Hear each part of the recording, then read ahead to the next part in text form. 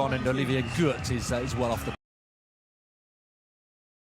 pace as well. So Čerečić then, the youngster, 20 years old, who took bronze in Paris last year, is taking it on here, approaching the 2-kilometre mark. Mayu looking comfortable. Järvi then down in fourth place.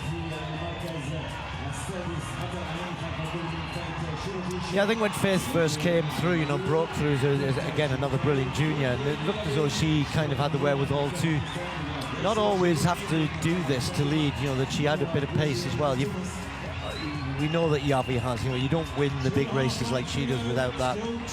We know that Chematai has, and so it's interesting, isn't it, that Čerečić thinking, right, if I just stay with, I know what the result's going to be, so I'm going to try and just test them. The pace doesn't look good enough, to be honest, though, does it? That's why it's quite a big group there. I mean, it's hard at this time of year.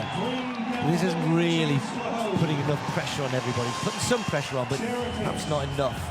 Yeah, talking about making it hard, Järvi said in particular in a recent interview she's been working especially hard over the winter, putting in some serious training. So I'm looking forward to seeing what the fruits of that extra work are. And here she is starting to make her presence felt for the first time as they come in front of us with 800 to go. Järvi then, for the first time, taking the lead. Yeah, 4 becomes 6. It looked as though they were going to move away. Čerečić just backed off a little bit, and then Järvi sensed that. Konstantin had up somewhat behind with Yanni and Muleta getting up there. So 7 athletes, but Almayu on the shoulder of Järvi covered the move quickly. Chematai knows as well when Järvi goes to the front, you got to be close. So 6, and then a little gap to the athlete in 7th place, that is Lomi Muleta. And Järvi now just starting to dictate the tempo here around the crown of the bend with 600 under 600 to go. Järvi then, water jump for the penultimate time. Čerečić, Almayu, Chematai all in there.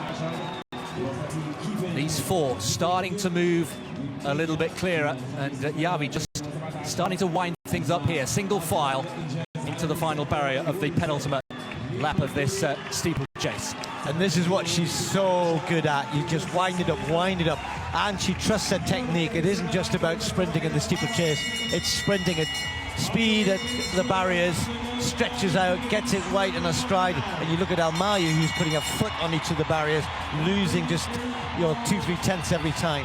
Yeah, great technician, as is El Bakali in the men's event as well. Čerečić looks to have paid for that earlier pace that she was setting, and now Järvi stringing them out, and 5 become 4, become 3 down the back straight.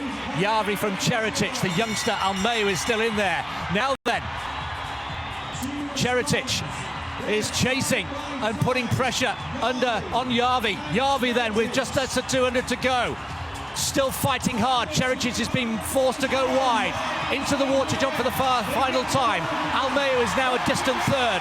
Järvi stumbles a little bit, coming round into the final home straight. 1 barrier to go. She corrects herself. Järvi then, has she got the lead here on Čerečić? Needs a clean clearance. She gets it. Now off the final barrier. Get those legs pumping. Get the arms going. But here comes Čerečić. Čerečić coming back. It's Čerečić. Brilliant, brilliant final 50 meters from the Kenyan. Almost impudent, taking on the Olympic champion and out sprinting her off the final barrier.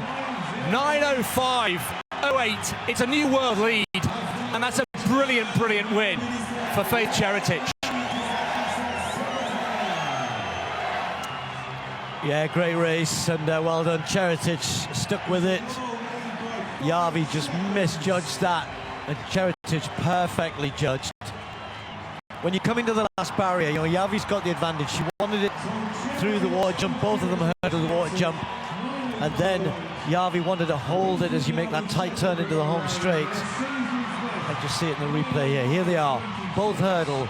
Čerečić is right there. Järvi says, no, I'm holding this. And then just watch what she does here when she gets into the home straight. She's got 1 barrier to go, and she's thinking, right, I'm going to attack this. We just missed it out there. But she just opened up 2 yards, but then stuttered into the last barrier, lost that momentum. Čerečić just kept nice and smooth, and ran off the last barrier brilliantly well, carried the momentum forward, gets the win. That's a big win as well for Čeretic. Doesn't often work out that way against Jarvi. Does this time. Perfect. And it shows that even the very best, even the Olympic champion, is vulnerable on any one particular day. Little shake of the head, a rueful shake of the head for Winfried Jarvi. She wouldn't have scripted or planned this evening, but all credit to Faith Čeretic, still only 20 years old, the bronze medalist from the Olympics last year, is the winner here in Doha. Didn't break the 9-minute mark. That was unlikely, I think, from the early pace, but it's the fastest time in the world this year. Jarvi a little bit further back, and then Almeida came through to take third, and in the end the former Olympic champion Parul Chaudhary down in 7th. Well, it's been a great night, particularly in the javelin. Two men going beyond 90 meters. Chopra finally doing what he's always wanted to do, 90.23, and then you must have thought, great, but no, along comes Julian Weber and takes the win with a huge throw, 91.06, putting him into the world's all-time top 20 javelin throwers. Some great performances tonight. The Kenyans got 2-3 wins, including Faith Chariot right at the very end. Masalela, I thought, was excellent in the 800 meters from Botswana right at the beginning of the evening. Big win. Watch out for Tia Clayton developing with her twin sister. When did we have our twin